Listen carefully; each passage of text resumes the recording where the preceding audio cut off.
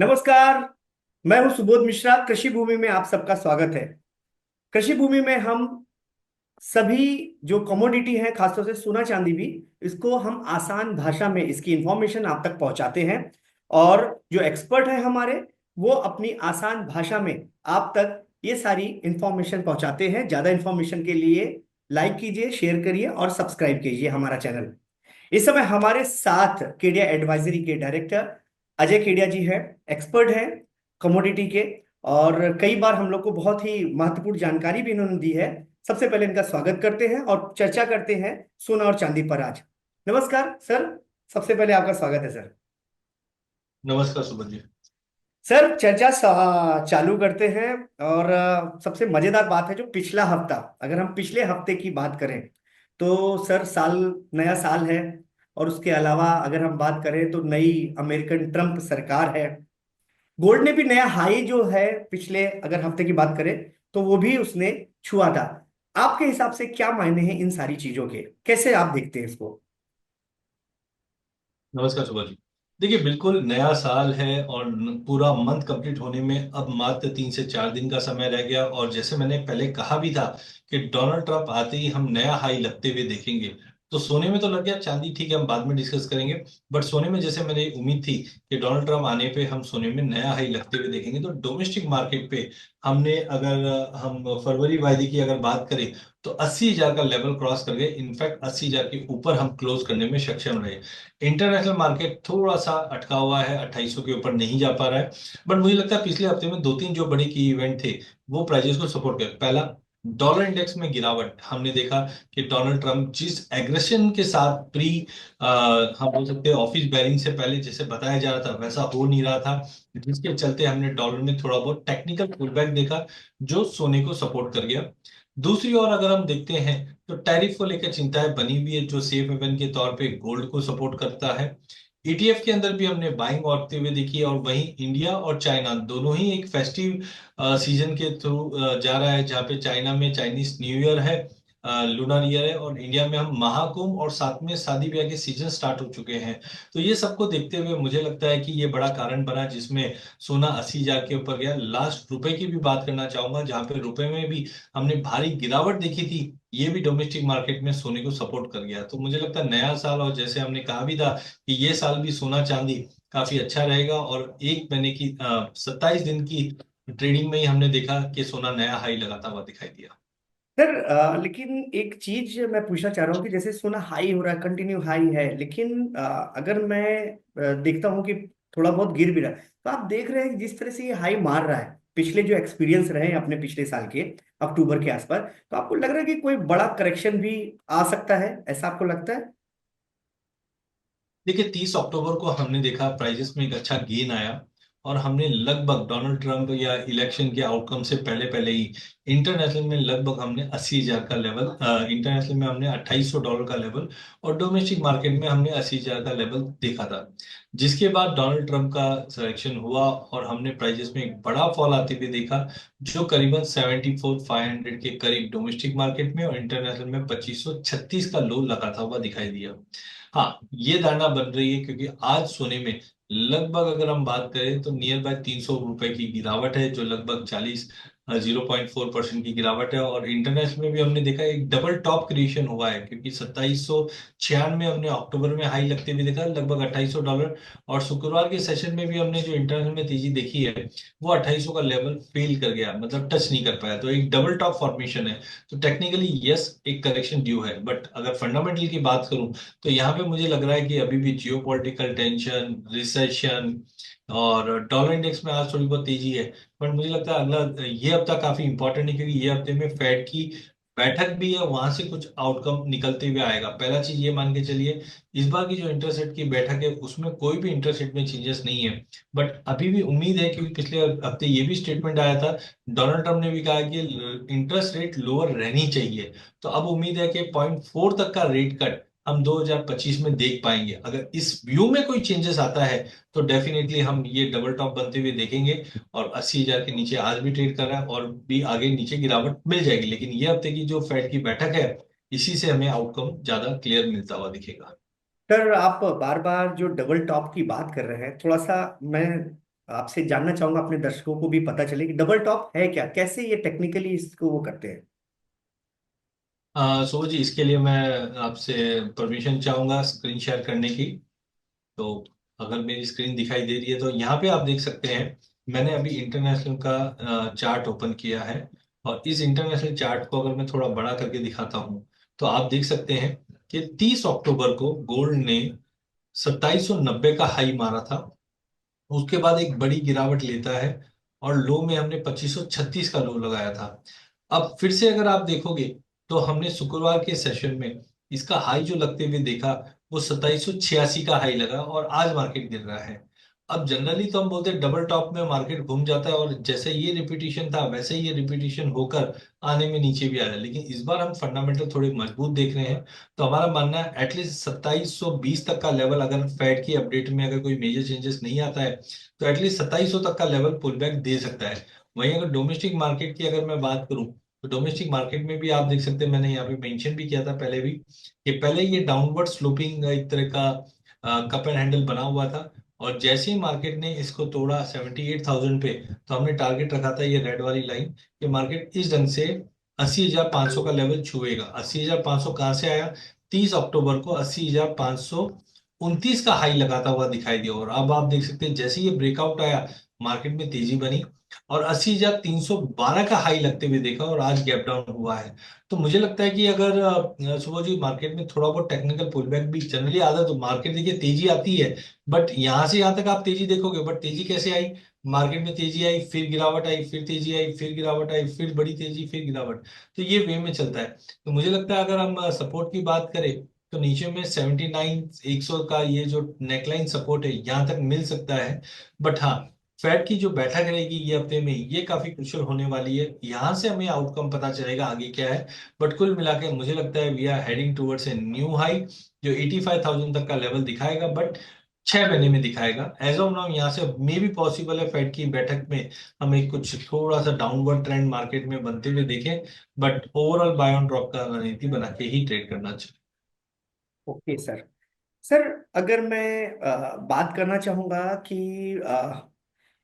ये अक्टूबर के, जो बात करूं कि अक्टूबर का जो हाई था पिछले हफ्ते, वो अगर मैं बात करूं तो पिछले हफ्ते जो भी था वो अक्टूबर का जो हाई था उसको तोड़ने में उतना सक्षम नहीं रहा था। और नवंबर जैसी गिरावट, अक्टूबर के बाद जैसे हाइक हुआ था तो नवंबर जैसी गिरावट देखने को मिली। तो आपको क्या लगता है कि वापस इस तरह की कुछ गिरावट देखने को मिल सकती है? देखिए, गिरावट के दो कारण हो सकते हैं। एक, वॉर पे विराम लगाना, कि डोनाल्ड ट्रम्प ने क्लियरली कह ही दिया था कि मेरे टर्म में मैं वार नहीं चाहता। तो अगर जैसे हमने मिडिल ईस्ट में सीज फायर देखा उसकी वजह से सोने में रिसेंटली हमने थोड़ा पुल बैक भी देखा, बट मार्केट ठीक है वापस चढ़ गया था। अब रशिया यूक्रेन की वॉर का क्या होने वाला है तो वो आज प्रेडिक्ट करना बोलना बहुत डिफिकल्ट है टाइमिंग, क्योंकि 2 दिन पहले हमने देखा स्पेन के एक पत्रकार ने वार्तालाप जब डोनाल्ड ट्रम्प से करा था उनको सुनाई दिया कि ये स्पेन भी ब्रिक्स कंट्री है, तो उन्होंने बोल ही दिया था कि ब्रिक्स कंट्री पे भी मैं 100% टैरिफ लगा दूंगा। तो कह रहे हैं मतलब डोनाल्ड ट्रम्प प्रेडिक्ट करना बहुत ही डिफिकल्ट है फ्रैंकली आज की डेट में। तो मुझे लगता है यस, कि डबल टॉप बना है इसका मतलब करेक्शन तो है। तो नई तेजी के लिए पहला चीज ध्यान रखिए, 80,600 तोड़ के होल्ड करना जरूरी है। एक बार 80,600 मतलब 80,580 का जो पिछला हाई था, अगर उसके ऊपर थोड़ा भी होल्ड कर जाता है ना तो डेफिनेटली हम 82,500 से 84,000 तक के लेवल देख पाएंगे अगले 2 से 3 महीने में। लेकिन अगर मार्केट समझो ये 80,500 600 का लेवल ब्रीच नहीं करता है तो टेक्निकल एक पुल बैक है पॉसिबल, विच में भी अराउंड 78,500 या 79, बट ये रेंज में एक बार पुल बैक करेगा। हाँ, बेटर रहेगा कि फेड की जो बैठक है इस पे आपको थोड़ा सा वॉचफुल रखना चाहिए। बिकॉज इस बैठक में आगे का, देखिए ये इंटरेस्ट रेट मीटिंग में कुछ भी नहीं होने वाला है। बट इंपॉर्टेंट है कि फेड के मेंबर्स हॉकीज है या डॉविस। हॉकीज मतलब इंटरेस्ट रेट को बढ़ाना चाहिए, डॉविस मतलब इंटरेस्ट रेट को थोड़ा सा कटौती करनी चाहिए। तो ये आउटकम हमें पता चलेगा बुधवार की रात को, उसके बाद ही क्लियरिटी मिलेगी। बट हाँ, ये जरूर बोल सकता हूँ अगर 80,500 का लेवल जब तक या 600 का लेवल जब तक ब्रीच नहीं करता है, पॉसिबल है कि हम ये प्रॉफिट बुकिंग कंटिन्यू देखें जो नीचे में 79,000 तक का तो लेवल मिलेगा। दूसरा एक चीज और बता देता हूँ, मैं ज्यादा बुलिश इसलिए भी हूँ कि देखिए अब डॉलर में तेजी आ रही है इसलिए गोल्ड में गिरावट है। बट डॉलर की तेजी की वजह से रुपए में गिरावट आ जाएगी, और जब रुपए में गिरावट आती है तो वैल्यूएशन के बेस पे गोल्ड को सपोर्ट मिल जाता है। तो डोंट एक्सपेक्ट कि गोल्ड यहाँ से क्रैश कर जाएगा। हाँ, छोटा पुल बैक मिलेगा but I think 79,000 is good to buy over there. Sir क्या आप क्या समझते हैं कि जो सोने में जो तेजी है, तो ये $3,000, अगर इंटरनेशनल बात करें, तो $3,000 तक छुएगा? बिल्कुल, देखिए 2023 2024 में जो जो फैक्टर्स गोल्ड को सपोर्ट कर रहे थे वो 2025 में अछूते नहीं है। नो डाउट मिडिल ईस्ट में कुछ कंसर्न्स कूल ऑफ हुए सीज फायर को लेकर, बट रशिया यूक्रेन आज भी जारी है। सेंट्रल बैंक की बाइंग करें तो 2022 23 24 में कंसिस्टेंटली अच्छी बाइंग रही है। 2025 में भी कंटिन्यू रहेगी, क्योंकि जिस ढंग से करेंसीज में वीकनेस आई है तो सेंट्रल बैंक ये कंटिन्यू रखेगी। फिजिकल डिमांड अपनी जगह पे है, बट साथ साथ में मुझे लगता है सबसे बड़ा जो ट्रिगर है वो है ईटीएफ ईटीपी। यहाँ पे हमने देखा कि इन्वेस्टर का पैसा अब आ रहा है मार्केट में, और जिस ढंग से इक्विटी में थोड़ी सी अनसर्टेनिटी बनी हुई है, करेक्शन देखिए वैसे भी ड्यू है, कोविड के बाद से वन साइड मार्केट चला है। तो अगर इक्विटी में कुछ करेक्शन थोड़ा और बढ़ जाए, जैसे पिछले साल हमने रिटर्न अच्छे देखे बट सोने के रिटर्न ज्यादा बेटर थे, तो मुझे लगता है कि गोल्ड डेफिनेटली 3,000 का लेवल दिखेगा। रिसेंटली हमने देखा UBS group, Morgan Stanley, Goldman Sachs, सभी का मानना है कि 3,000 से 3,100 का लेवल। लेकिन मेरा मानना है अगर तेजी जो भी होनी है $3,000 तक की, वो आपको फर्स्ट हाफ में ही दिखाएगा, सेकंड हाफ मार्केट में करेक्शन फिर से आता हुआ दिखेगा। सर इस पे जो इक्विटी और सोने वाली जो आपने बात की, इस पे मैं पक्का बात करूंगा। उससे पहले लेकिन एक सवाल करना चाहूंगा चांदी के ऊपर। सर चांदी को लेकर के सब बोल रहे थे तेजी है, तेजी है, तेजी की बात कर भी रहे हैं, तो आखिरकार चांदी परफॉर्म क्यों नहीं कर पा रहा है? इसकी परफॉर्मेंस बहुत ही अंडर परफॉर्म कर रहा है। मतलब इतना अच्छा बैट्समैन है जिसपे दुनिया ने वो लगाया, और वो अंडर परफॉर्म कर रहा है जो है उसका। तो इसकी क्या वजह है कि चांदी उतने अच्छे से नहीं कर रहा जैसे सोना कर रहा है? देखिए एग्जाम्पल आपने क्रिकेट से दिया तो मैं भी जवाब भी क्रिकेट से दूंगा। देखिए एक्सपेक्टेशन बहुत ज्यादा बिल्टअप हो चुकी है चांदी से।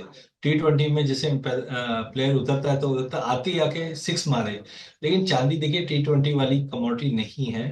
हाँ, वनडे की मान लीजिए या टेस्ट मैच की मान लीजिए, क्योंकि देखिए अब चांदी के लिए विडंबना ये रही है कि 2010 से लेकर 2018 तक कहीं पे भी यूज केस में कोई इंप्रूवमेंट नहीं हुआ। 2018 19 20 में जब हमने कच्चे तेल में ज्यादा वॉलिटिलिटी देखी, तो लोगों को समझ में आया कि इकोनॉमी को स्टेबल करने के लिए हमें कुछ नया चीज करना पड़ेगा। उसमें ईवीस है, सोलर पैनल है, या टेक्नोलॉजी अपग्रेडेशन में 5G 6G 7G की बातें हो रही है। वहां पे पता चला कि चांदी जो है वो काफी अच्छी गुड कंडक्टर है। तो लोगों का रुझान जो है वो चांदी की तरफ बढ़ना स्टार्ट हुआ, लेकिन उसके तुरंत बाद हमने कोविड को आते हुए देखा, और कोविड की वजह से ये इंडस्ट्री पनपती हुई दिखाई नहीं दी। एंड इसी के चलते हमने सोने के मुकाबले चांदी ज्यादा आउट परफॉर्म होते हुए नहीं देखा। बट इस चीज को देखने का तरीका है जिसको हम बोलते हैं गोल्ड सिल्वर रेशियो। तो गोल्ड सिल्वर रेशियो आप देखोगे तो 90 के करीब इस वक्त ट्रेड कर रहा है। पिछले 50 सालों में ये रेशियो 90 के ऊपर कभी सस्टेन किया ही नहीं है। इनफैक्ट कोविड के समय जरूर ये तेज आया था, जो 128 126 तक का लेवल दिखा दिया था, बट उसके तुरंत बाद जब ड्रॉप आया तो 72 का लेवल भी आ गया था। तो करंटली 90 के ऊपर बिल्कुल चिंता का कारण जरूर है। बट मुझे लगता है जिस ढंग से सेंट्रल बैंक रेट कट्स कर रहे हैं, इकोनॉमी को उभारने की कोशिश कर रहे हैं, तो इंडस्ट्री डिमांड बढ़ेगी।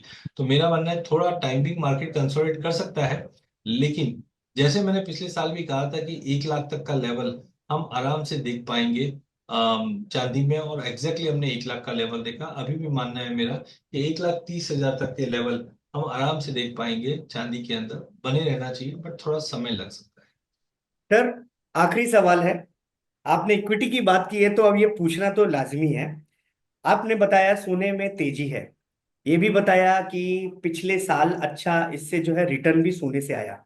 तो कहीं ना कहीं आपको लगता है कि इक्विटी के जो इन्वेस्टर हैं वो अपने को ठगा पा रहे हैं, अपने को ठगा महसूस कर रहे हैं, और हो सकता है कि अब वो इधर मूव भी हो जाएं सोने चांदी की तरफ? देखिए ठगा हुआ तो नहीं बोलूंगा, लेकिन बहुत बार होता है जब हम टोल प्लाजा पे खड़े रहते हैं और हमारी जब लाइन में हम खड़े हैं, तो हमें हमेशा ऐसा महसूस होता है कि बाजू वाली लाइन ज्यादा तेज चल रही है, और जब हम उधर जाते हैं, लेकिन सोने के साथ चांदी के साथ ऐसा नहीं है। देखिए बिल्कुल, इक्विटी ने बहुत ही अच्छा बेहतरीन रिटर्न दिया कोविड के बाद से। इनफैक्ट पिछले साल भी डबल डिजिट रिटर्न दिया। अप्रोक्सीमेटली अगर हम पकड़े तो 16-17% का रिटर्न आया है। लेकिन जिसको जिससे उम्मीद नहीं थी वो थी सोना। सोने में हमने देखा प्राइजेस में 30% की तेजी आई है। हाँ, 9% की अगर मैं ड्यूटी एडजस्टमेंट करूँ तो 21% दिखेगा। तो लोगों को ये एक्सपेक्टेशन नहीं था, क्योंकि देखिए इक्विटी में आपको कितना माथा लगाना है, बैलेंस शीट पढ़नी है, रेशियोज पढ़ने हैं, मैनेजमेंट की कमेंट्री पढ़नी है, इतना सब करने के बाद भी अगर आप 15-16% कमा रहे हैं, और जबकि सोने में आपको माथा यही लगाना है कि मुझे लेना और लेके रखना है, तो ये काफी सुगम चीज है। तो इसके बाद लोगों को ऐसा जरूर लग रहा होगा कि ठगा हुआ है, कि यार इक्विटी में इतना मथा लगाने के बाद भी हमको कुछ पैसा नहीं बनना, जबकि सोने में तो कुछ लगाने की जरूरत ही नहीं है। तो बिल्कुल 2025 की कहानी भी इसी तरह पे रहेगी, क्योंकि फंडामेंटल में कोई चेंजेस नहीं है। हाँ, सीज फायर हुआ है, वो मिडिल ईस्ट में हुआ, रशिया यूक्रेन तो अभी चल रहा है, ठीक है, आगे जाके खत्म भी हो जाएगा, तो आप ये सोचो इकोनॉमी पटरी पे लौटने लग जाएगी। और जब इकोनॉमी पटरी पे लौटती है, तो गोल्ड पे भी डेफिनेटली हम धीरे धीरे इनिशियल डिमांड देखते हैं। तो मैं ये नहीं बोलता हूँ कि सोने में जबरदस्त तेजी और कंटिन्यू रहेगी, 6 महीना तेज है, उसके बाद एक करेक्शन भी आ जाएगा। बट डोंट एक्सपेक्ट कि 30-40% टूट सकता है, इक्विटी 30-40% टूट सकता है, वो हमने देखा भी है। बट सोना चांदी एक ऐसी है, कोई भी कमोडिटी एक एट अ टाइम इमीडिएटली 20-30% नहीं टूट सकती, अनलेस अनटिल बहुत ही बड़ा कोई रॉकेट चेंजेस नहीं है। तो मुझे लगता है सोना ये साल भी अगर आप इक्विटी में निवेश करते हो तो एक अच्छा स्ट्रेटेजी ये बताया हुआ है कि सोने में अगर आपने 20% का एलोकेशन कर दिया, मैं कभी भी ये नहीं बोलता हूँ कि आप सारे इक्विटी बेचकर सोने को ले लीजिए। मैं बोलता हूँ आपका अगर 1 करोड़ का पोर्टफोलियो है, आप 20% खाली आप गोल्ड ले लीजिए, गोल्ड ETF ले लीजिए। उससे होगा क्या, इक्विटी में आपको डर है कल को मार्केट टूट गया तो, चाइना ने कुछ कर दिया तो टूट गया तो। अब जब भी ऐसा चीज होगा, तो क्या होगा, इक्विटी टूटेगा तो सोना बढ़ेगा, तो ऑलरेडी आप उसके ऊपर इन्वॉल्व हो। तो मुझे लगता है कि बेटर ये हम ये बोलेंगे कि पिछले साल भी कम रिटर्न था इक्विटी का सोने के मुकाबले, और इस बार भी मेरा मानना है कि इक्विटी का जो रिटर्न है सोने के मुकाबले थोड़े कम ही रहेंगे। जिससे बेटर है कि आप अपने इक्विटी के जो पोर्टफोलियो है उसको थोड़ा डाइवर्सिफाई कीजिए। और कमोडिटी के अंदर गोल्ड में फ्यूचर्स भी अवेलेबल है, बॉन्ड्स भी अवेलेबल है, साथ में अगर हम देखते हैं तो डिजिटल पे भी अवेलेबल है। तो कोई ना कोई तरीके से आप आराम से गोल्ड में अपना एलोकेशन बढ़ा सकते हो। और मेरा मानना है 20% इज फेयर लेवल जहाँ पे हमको बढ़ाना चाहिए। ओके सर, मतलब कि ये है कि सोने के साथ भविष्य सुनहरा है। बिल्कुल। जी जी। सर, बहुत बहुत शुक्रिया, बहुत अच्छी आपने जानकारी दी, और मेरे हिसाब से कि कई सारी चीजें जो हैं उनको भी बात क्लियर किया आपने, अपने स्टैटिकल जो मैप हैं उनके जरिए, और सब चीजें बताई।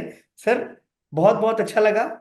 आगे के लिए फिर मिलेंगे नए सवालों के साथ। नमस्कार। धन्यवाद।